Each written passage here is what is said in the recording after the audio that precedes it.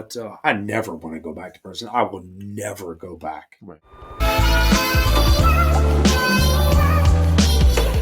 Man, you already know what it is. Jay Williams, Let's Live Life, and we're back. How much time did you do in Florida before you would transfer to Virginia? 9 years, 3 months. 9 years, 3 months flat in Florida's system. And then exactly. How did you end up in Virginia? You concocted a plan because they didn't just send you here. No. You came up with a plan. I did because it was in 2005 I found out about family reunification. And I was at a place called Tomoka. So I put in for an interstate compact where the number one rule is that Florida works with 33 states at the time, where they'll transfer you to the home state as long as you have immediate family. So and you had no family in Florida. I mean, I had one aunt, and but immediate family zero. No brothers, sisters, nothing. Father, mother. Mm-mm. Okay. So I was able to put in to go to Virginia. So come to find out that my classification officer never put me through. So I went out for my annual, they call them reviews down there or whatever. But I went up for that, and they was like, no, they denied you. You got to wait another year. Lied to you.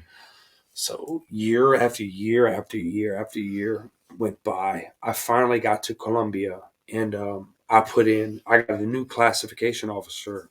She was fresh out of college. So I'm like, look, I want to put in to go home. I said, my mom's getting sick. Had you seen your mom during this period? Florida's a long ways away. I think I'd seen her like once, maybe twice. She had flew down one time, and I had seen her when I was at Lake.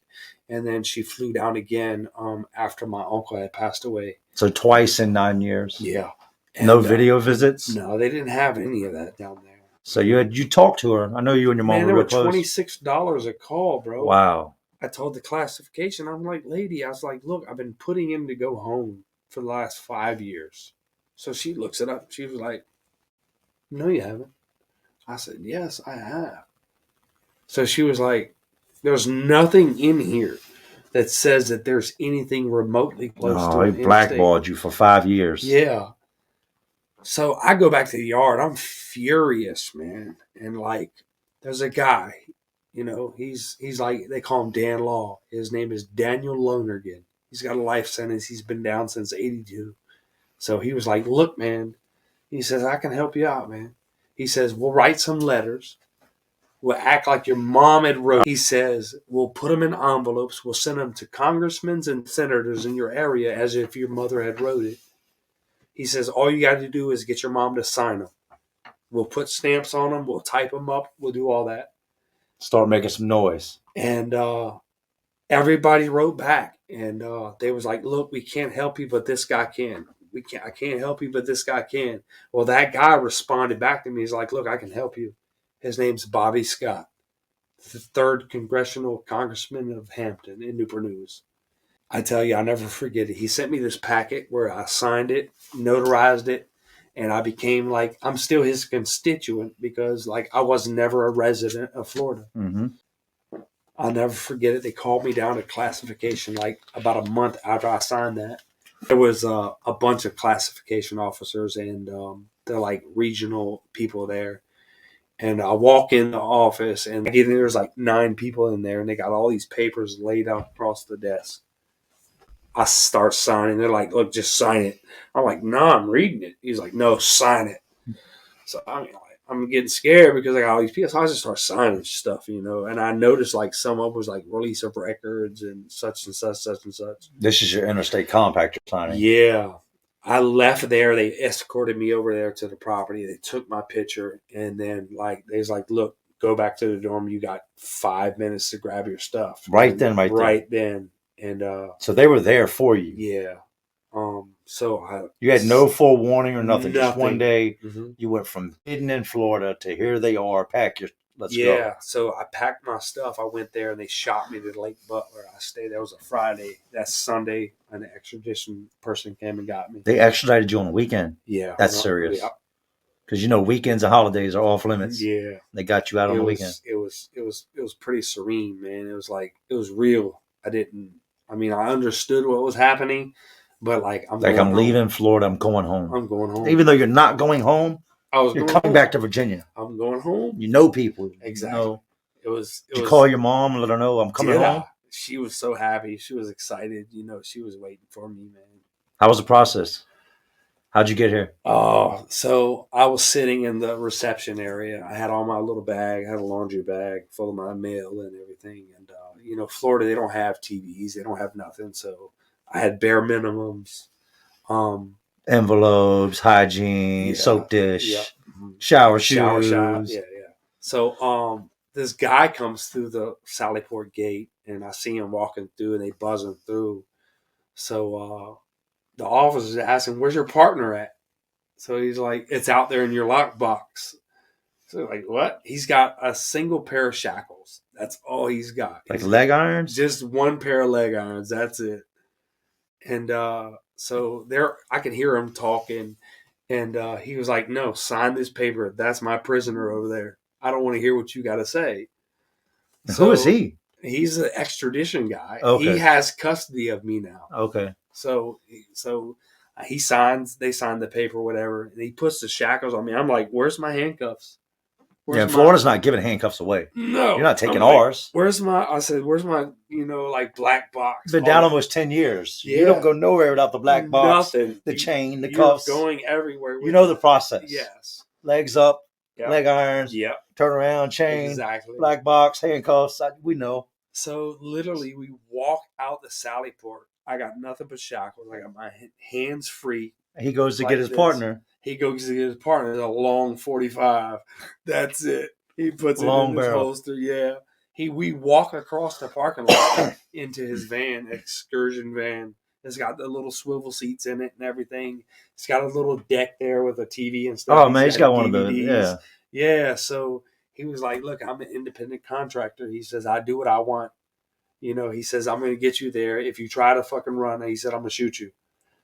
He ain't playing. He ain't playing. No. So try to get out his van if you want to. Yeah. So I got in the van and stuff, and I was just like, he's like, "You want to watch movies?" And I'm like, "Yeah." I forget what movies I watched, but I watched a few movies. VHS. Yeah, it was. It was just you in the van? Yeah, I was behind in the back. There was a row of seats in front of me with a cage where, like, if females came, they could be there. But I was in the back portion.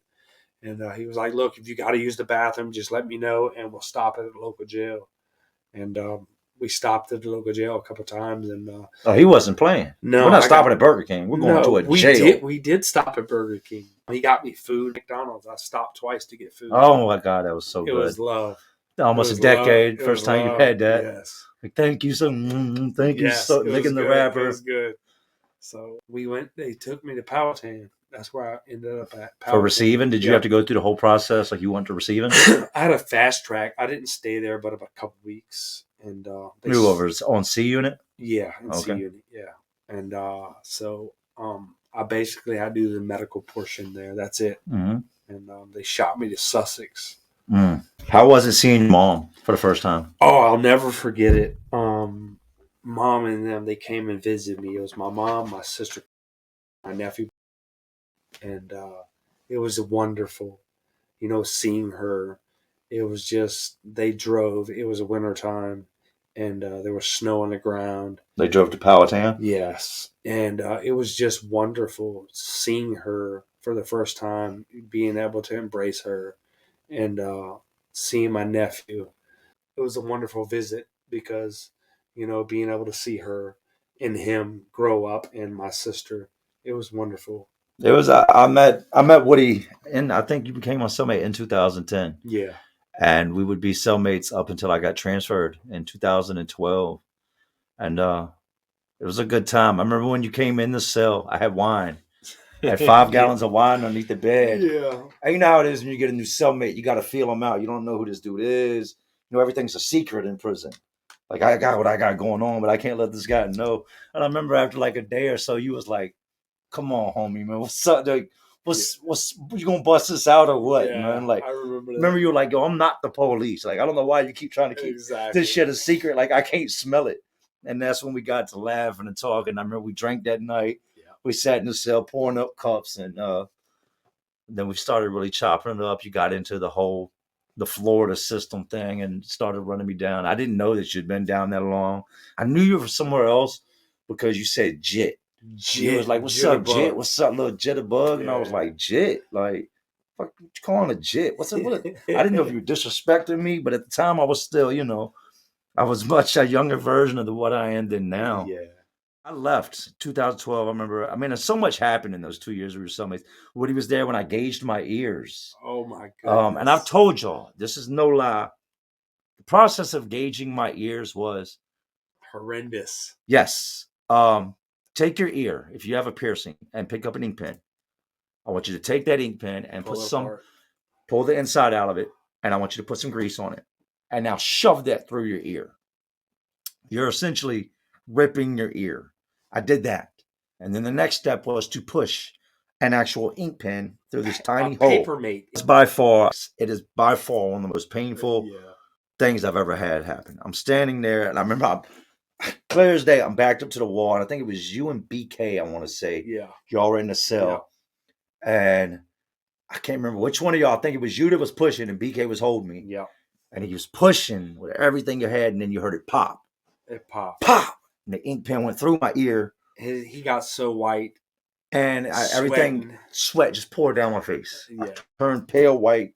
Boom, almost fell out. Yeah. BK grabbed me. He was like, hold on. I got this ink pen hanging through my ear, dangling. Now we got to take a razor and cut it because I can't walk around with an ink pen through my ear. So we got to cut the front and the back off and just leave the little piece of tube. Yep. And you're like, hold on, don't pass out yet. You still got another ear to go. Another ear to go. Yep. I spin. I'm like, here. You push it and the same thing. Pop, buckle, turn white. That was a terrible, terrible, terrible, terrible process. I told you I tattooed nonstop. I was a slave to the tattoo gun. Woody would look out. I'll show y'all some pictures. Yeah, all that there. I did all that. So Woody would watch out for me, and Woody hurts himself one day. Remember, you ripped your knee. Yes. Yeah, I think you ripped your ACL and your MCL outside. I don't know if you were running or playing soccer. Yep. He had to have surgery. And he's like, damn, I'm going to have to have the bottom bunk. They're going to move me. This is the end of like our hiatus as cellmate. Not many people I would have swapped bunks for, but Woody was a great cellmate. Just a generally good guy. And they're hard to find in prison. I was like, you ain't going nowhere. You ain't going nowhere, man. I don't want to do it. Like, he was looking at the top bunk. Man, I said, look, I got to have that bunk to tattoo. Yeah. Just make sure I can still do my tattooing, man. And you do what you do, man. And he had the surgery. He came back in. He gave me his bunk. Gave him the bunk, man. And I think it was like 3 or 4 months later, I came in from work one day, and his stuff was moved back up top. Yeah. My stuff was back on the bottom. He was like, I appreciate it, man. For y'all that don't know, a bottom bunk in prison is golden. Yeah. It's the penthouse. I mean, some people like the top bunk because they get their privacy or whatever. No.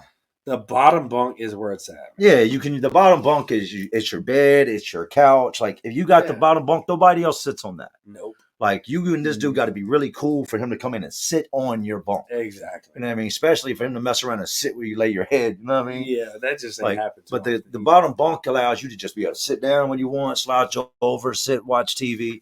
That top bunk, you got to climb, then you got to stretch to climb down. Speaking of TVs. Oh, man, look, I burned when the flat screens came out, right?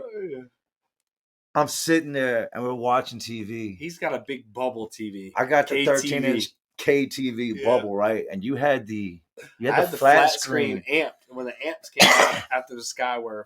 Yeah, and I'm like, everybody was converting to these flat screens. I'm like, I ain't converting. I'm keeping my bubble. Y'all flat screen's gonna burn up, right? So I'm riding Woody because he's got the flat screen, and we're sitting there. I'm like, what's that smell? What's that smell? I'm like, oh, your TV done burned up, homeboy. You got that flat screen. Your TV done burned up. He's like, he looks at me and goes, ain't my TV. Your TV's got smoke coming out of it. Smoke coming out of it. Man, I had set this cup. There's a little shelf right above the TV. I had set this cup of ice up there. It's kind of like, it's not straight. It's like awkward and stuff. Oh, my God. I set this cup up there. Of ice. And the condensation rolled off the cup and dripped right through the little vents on the top of my TV. Yeah. And the TV is a big deal. Not to mention a $200 and some, but that TV being in the cell, you have your programs you watch. Your music. That TV is everything. Like, you take that TV away and you're just in this concrete box with nothing. He burned up, and Woody was like, "I got you, homeboy." He I took my TV off the top, put it down there on the bottom. It was a good 2 years, man. Between him and Jacob Aquino, I met some really, really good men along the way. Like I did with Mark, like I've done with everybody. I stayed true to my word, man. I kept up with y'all. I told y'all if y'all ever needed anything, I would always be there, and I did. Yeah, I kept my word. You did, my brother. You did. I did. You did. And I remember when I left, man, I said, "I'll see you again, Woody." And you just kind of looked at me like, "I've heard this before," you know. And I could see in your eyes like the disappointment, because I got packed up and shipped on a whim. Like I was supposed to go nowhere. We went from bidding together, chilling. It's hard to get somebody you really rock with as a cellmate. When he leaves, you never know who's going to walk through the door next. To get somebody in your cell that's actually you click with, when you get that, you want to hold on to that. I came back. I got the news I was being shipped, and I came back, and I was like, I got to pack my stuff up. Woody was like, "What?" He gave me this crazy look. I was like, "Man, they're shipping me." He was like, "What?" Like, still like in disbelief. They packed me up, and that was it. I left. You were supposed to go to the dog program that I just talked about, but you ended up. I got transferred a few weeks later. You left right behind me. Yep. Crazy enough. So if I had not left, we still would have parted ways either way, because you would have got shot to St. Bride's. So we fast forward. I get out. We're in communication again. You're coming up on the end of your sentence. I want to touch on something that may, I know it's going to strike a chord. Your mom. Yeah. I remember one of the things you said. Jacob said the same thing you said. The only thing he really had in his life was his mom. She was his rock. She's the only person that's sending money. The only person to really come to him. And he always used to tell me, "I just want to get home to see my mom." Yeah. His mom passed. You lost your mom while you were in there. Yeah. This is something I want people watching to understand, and I want you to listen to this. When you're locked up and something like this happens, and it comes to a point in life where you're going to lose somebody, you don't get the option to go home. You don't get the option to go be with that person or to be with the family. If you're lucky, you get to go to the viewing, and that's it. That's how you say goodbye. How was it dealing with the whole loss of your mother while incarcerated? I mean, think about your mom and losing her, and you're incarcerated. You've been gone a long time. You don't get to be there. This is what you're sacrificing when you commit these crimes. Think about this. This is what you're giving up when you're out here breaking the law. How was it? Like, how did you find out? They called me to the watch office. I get in there, and the lieutenant's in there. He's like, "Hey, come here." And he's like, "Man, I got your aunt on the phone." And I stopped at the door. And your mom had been having health problems. Yeah, she had COPD. I remember seeing her coming to visit her room. She had the tank. Yeah. I remember that, all that. And he says, "Your aunt's on the phone." And I'm like, I stopped at the door. I wouldn't go in. And I just shook my head. I said, "No." I said, "No. I'm not going. I don't want to talk to her." Was she in the hospital at this point? No. She was at home? Yeah. I said, "No, I don't want to talk to her." And I turned around, and the Sarge kind of like put his arm in, like to stop me. And I shoved it out the way. And I walked by him. I walked right out the door. I knew at that moment. Right. So I hit the boulevard, man, and I walked that boulevard. And at that time, I had already been there for years, so every officer knows me. And I walked the boulevard. They need to stay 4 hours straight. Like, they didn't stop me. I just walked and cried and cried and cried and walked. BJ stopped me. He had seen me. He was Big black BJ? Yeah. He was up Brides? Yeah. In between. Shout out to BJ, man. What up, BJ? What's up, Hawk Smash? That's my dude, man. So, like, he stopped me, and he just looked at me. He was in between periods, and he was leaving from school or something. And he grabbed me. He was like, "What's up, man? What are you doing, man? I've been watching." Yeah, he said, "I've been watching you out the window." And I'm like, "Man, she's gone, man." And he just grabbed me, man, and he just held me. And he's like, "Look, man, just don't do anything stupid. You're about to go home." Right. And this was 2017? Yeah. He's like, "Man, you've come too far, man. Don't do nothing stupid." And like, my brain is just churning and churning, and like, I'm thinking of all the boys that I've crossed path with. Smash them out. Like, just to relieve that stress. But then let the pain out. My motto, man, like, it just switched, because like, my motto for years is to become the man that my mom always envisioned me to be. Like, that's what I want to do. That's the pinnacle I want to be at. And I strive to that. You want to make her proud. Exactly. Because like, You know, your mom, your dad. You know, if you're raised by your both family, they have this prime example where they want you to go. Right. Like it's a vision because I mean I don't have children, but like if I had a child, I would want my child to be like this. Mm-hmm. So I want to be that man, and I want her to see me, and I know she sees me, and Right. I haven't even been home 90 days, bro, Right. and I've accomplished so much. Right. Like I've accomplished so much, Do you think and a lot of that's just trying to make your mother proud? yeah, Or just trying? I mean, there's so much that you could chalk that up to a second chance at life. it is a second The chance at victims' life. families, It is. their request. Yes, it is. It's a confirmation of things, but um, the driving force behind it is my mom, in a sense. But I never want to go back to prison. I will never go back. Right. You know, they broke me. They broke me. You know, not mentally. You know, I still have the capacity, a Right. mental capacity. I'll never lose that. They didn't break me there. No. I just know that I need to focus on doing the best that I can for today, only today. Worry about tomorrow, tomorrow. You Right. know, I fell back then. I'll not do it again. You know, I won't. You did. So, to sum up, 25-year sentence, almost a decade done in Florida. You come here and you do another 12, 13 years here in Virginia. Yeah. You wrapped up your 25-year sentence. You come home. Your mother's no longer here. Yeah. She left you her home, Yeah. right? I live in the house. Yeah. By myself. That your mom Yeah. once owned. Yeah. What's changed? Like, if you could, all right, let's backtrack a little bit. If you could, first of all, as far as the victim goes and their family, if they were to see this, what would you want to say to them? I mean, I want to let them know that I'm sorry. Like, there's not a day that goes by that I don't have remorse. Like, I know I did wrong. I know that I messed up. I know that that person that did what I did back then is not the person that I am today. I know beyond a shadow of a doubt that life for me today versus back then is way better. My mindset's different. I think about what I did back then and how I can change the way I am now. It's just, I think about it every day. I really do. There's not a day that goes by that I don't think about it. Mm-hmm. I know I can't bring that person back, but I can live up to, you know, the two things that they asked me to do. I'm doing that. It's rough. It's rough because, you know, it's a stigma that we live with. You know, I don't bash myself about it anymore. Mm-hmm. You know, it's cliche to say, hey, you know, I'm locked up for this, I'm locked up for that, you know, because that's the stigma that we put on each other in prison. We want to know who we're around, what they're in for, you know, and we go to the extents of looking you up, finding out your background, doing Mm-hmm. this, doing that. I've never glorified it. I won't, you know, what I'm in for. Okay, the next man could have done the same thing. Mm-hmm. You know, I don't want to be labeled as that. Mm-hmm. You're You more know, than that, and life changes. Like, this is something I preach to all. You have to get ahead of your thinking. You have to get ahead of the thoughts that are going on in your head. Because if you act, a lot of people don't have impulse control, and you act on a moment and just straight off of impulse. And that's what he did. He thought that in what he was doing, he was solving. It was the answer to solve one problem. And in doing that, a life was taken.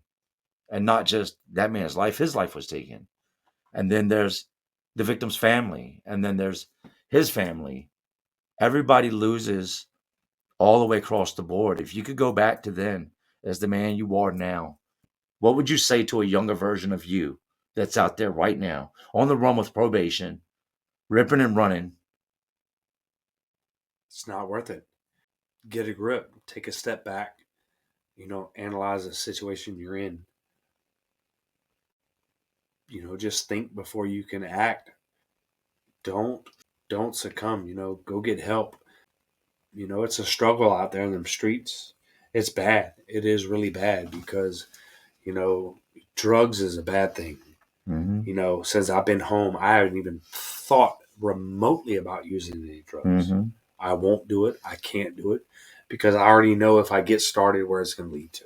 Mm-hmm. You know, I just would tell that person back then, just like, get a grip of yourself. It's only going to And get I was worse only from here. facing 5 years. That's Right. And you probably wouldn't even, you'd done maybe 6 months to a year. Yeah. Wow. So it's.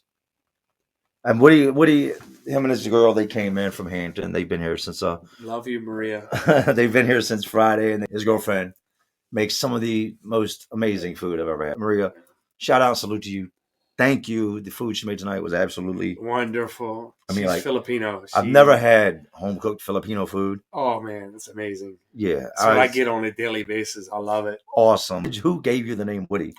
I'll tell you how I got the name Woody. Okay, I used to work at a place called the New American Cinema in Hampton, and it was out in Phoebus. 249, shout out.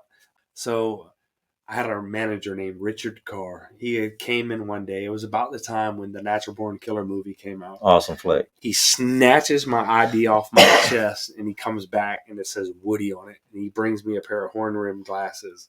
He was like, "You're Woody." So that name stuck with me since then. And you did look like Woody. That was the first thing I thought when you walked through this. I'm like, it stuck, man. This dude looks like Woody Harrelson. And you're like, what's up? I'm Woody. I'm Woody.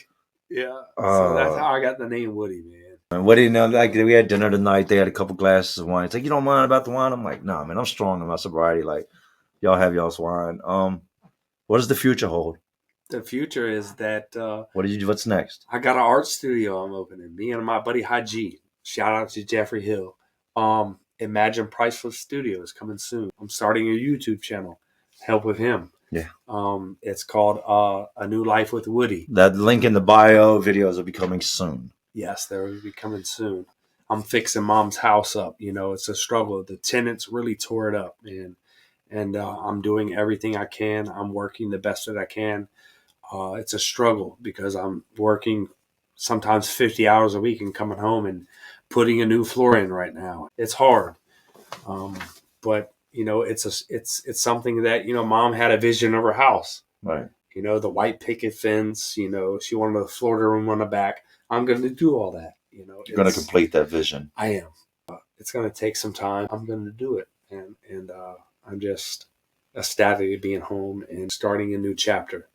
Y'all need to understand from tonight's story just how fast life can change. Now, a lot of y'all are going to watch this and you're going to be like, that's crazy. You can say that until you've actually been in that lifestyle. You've been under the influence or been under that amount of stress. I've been in those situations. I've been face to face, don't know what to do, down and out, and at my wit's end.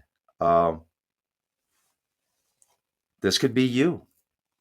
Very easy could be you. You could take something so small and it whirlwind out of control. Before you know it, this little spark that you've created has turned into a raging fire and it's out of control. And that's what his life became. It was a spark when it was a probation violation. Then as he started to run, it started to turn into a fire until the situation led up to what it led up to. He's lucky to be here. And, you know, to the victim's family, God bless you. Yep. There are not many people out there that are built like that can look at someone, look them in the eyes, look the person that took a family member in the eyes and say, we forgive you. And we want you to go on to find your higher power and to do something more with yourself. That's what we want with you. We most of us know that in our hearts lies revenge. We always seek revenge. We want the worst for just somebody that's spoken bad about us. Or if you owe me a couple dollars, I want the worst for you. You cheated on me, I want the worst for you. These are people that blessed him, that kept him from a life sentence, kept him off death row. And it's fair to say that you have lived up to their expectations, what they wanted. I told my wife prior to Woody coming here, we talked about it, and her response was just like I think anybody's would be, wait a minute, what? What? You're bringing who here? Yeah. And I said, no, Woody is a good guy.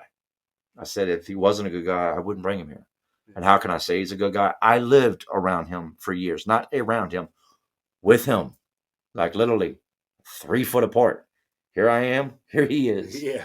I brush my teeth, he brushes his teeth. He pees, moves, I pee.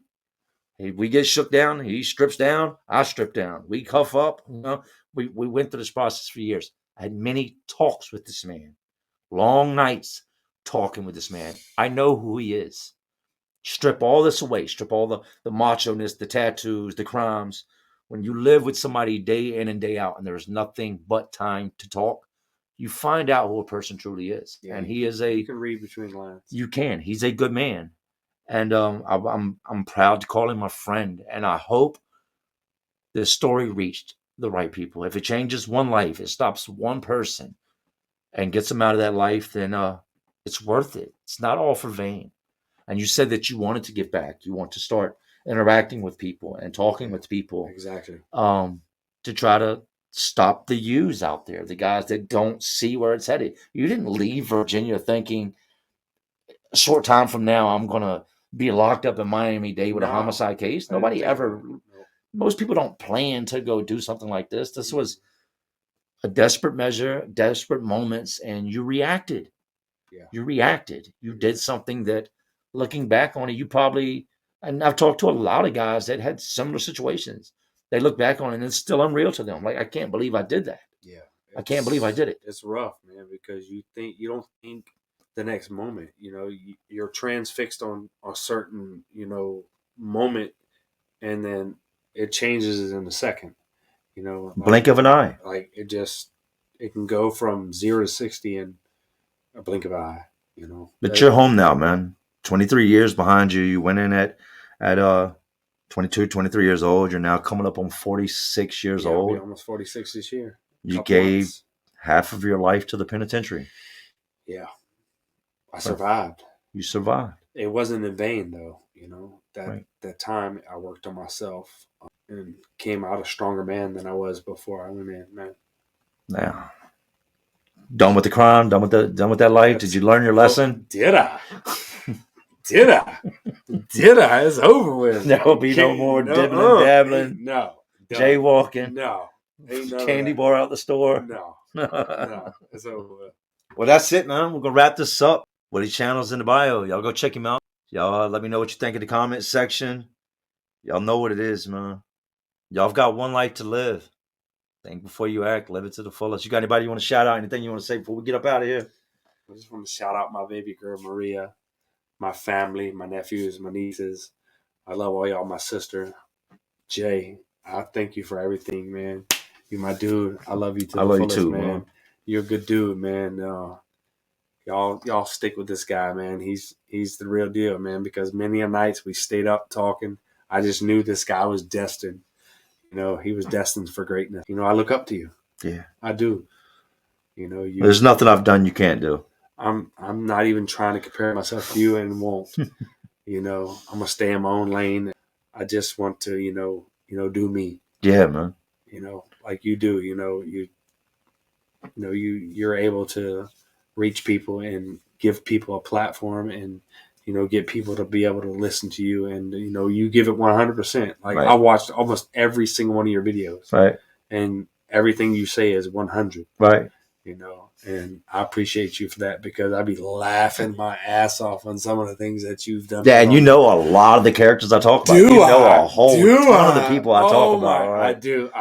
Right. So it's funny to hear it back and just listen and relive those situations. Right.